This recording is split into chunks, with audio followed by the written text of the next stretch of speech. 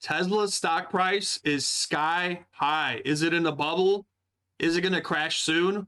Let me tell you why I think Tesla's stock is in a bubble and why the price is so high and what I think is going to happen soon. First of all, if you looked at Tesla's stock over the past year, it's up 11%. If you looked over the past 5 years, it's up 63%. Tesla had parabolic growth starting in late 2019 and early 2020. The stock is at astronomical valuations and astronomical levels. People have been saying that Tesla is in the bubble since 2020. Here's an article I found.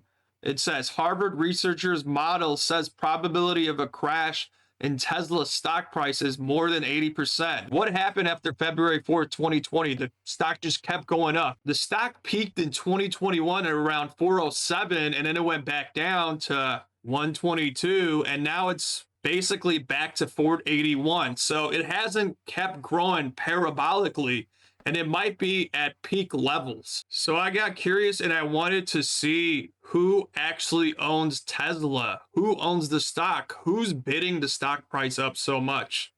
Well, it actually stands that 66% of Tesla's shares are owned by institutions, so institutional investors. So the top shareholders are going to be the Vanguard Group, which owns about 8% of the company, BlackRock, which owns 6% of the company, State Street, which owns about 3% of the company, and JP Morgan, which owns about 2.6% of the company. So that means we don't really know who the investors are behind Tesla. It could be many different kind of people because these people are really more like middlemen. They're just like the big institutions that actually manage the money for the people that actually own the stock. But what I really wanted to know is who are the actual people that own Tesla? What do we know about these people? Well, obviously, Elon Musk, the richest man in the world, owns 28% of Tesla. He owns 932 million shares,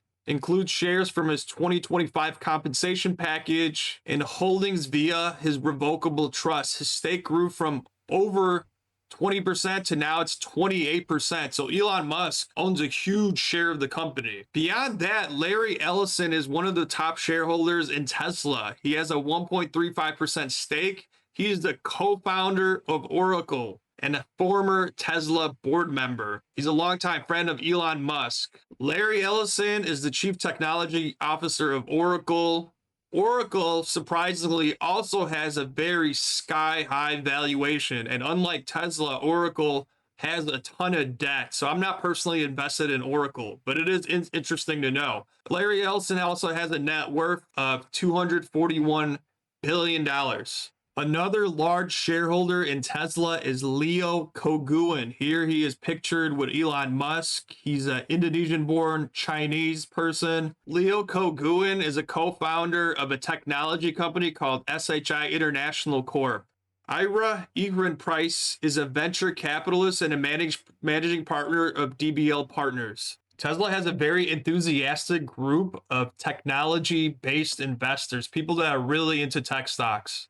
Traditionally, it was believed that Tesla is going to solve the climate change issue, which is a really big issue in California, where people believe that electric vehicles and battery tech can help with climate change and global warming. Over the past decade or so, most American car makers have been struggling, but Tesla has been increasing its market share and its earning potential. Companies like Ford and GM have a PE ratio of 10 to 20. The reason is people don't think those companies will grow. They might even decline in market share. But in Tesla's case, the PE ratio is around 297 to 330, which is astronomical in the stock market. It's probably one of the highest PE ratios in the whole market, which makes most people believe that it's in a huge bubble. People are very bought into the idea of autonomous driving, that cars are just going to be driving themselves.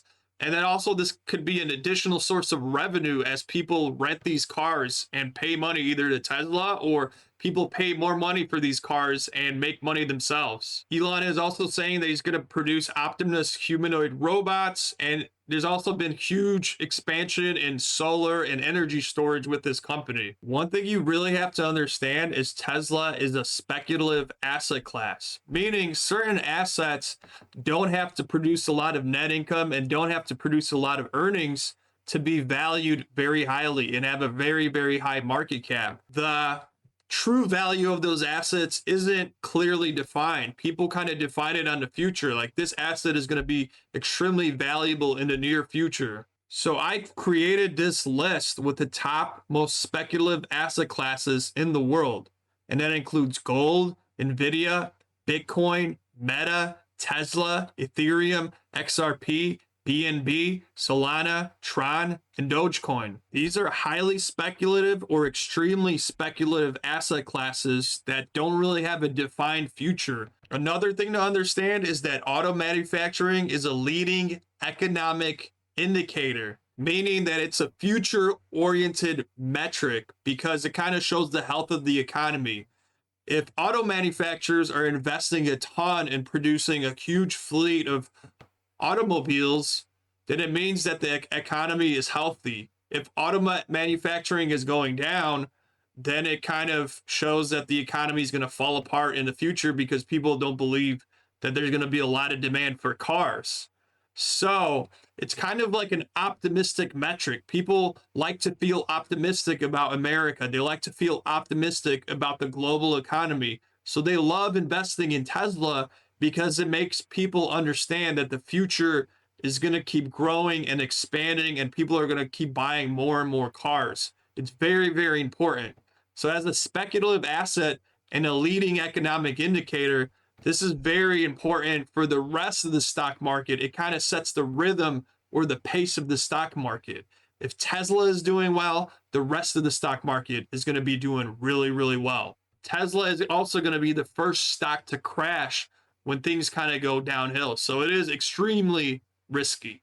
The problem with Tesla is, while it's ranked 8th out of the publicly traded companies in the whole world, with a market cap of $1.5 trillion, Tesla's operating income and net income are only about $5 billion. If you can see here, other companies have much higher operating income and net income. You can see Meta has an operating income of $82 billion and $58 billion in net income. Amazon has net income of $76 billion.